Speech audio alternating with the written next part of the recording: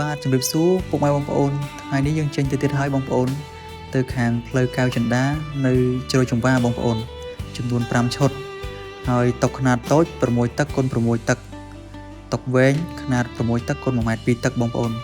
អញ្ចឹងតុខ្នាតតូច3តុវែង2បងប្អូនហើយកៅអីជ័រស្វិត14បងប្អូនពណ៌ស7ពណ៌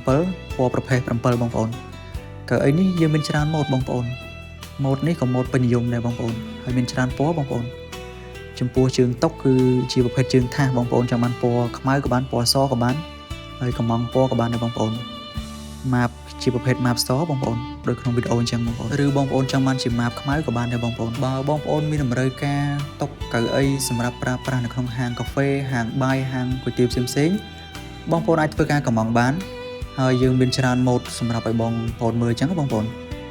សម្រាប់ព័ត៌មានបន្ថែមបងប្អូនអាចតាក់ទងតាមលេខទូរស័ព្ទ3ប្រព័ន្ធខាងលើឬឆាតមក Facebook Page ឬ Telegram របស់យើងខ្ញុំ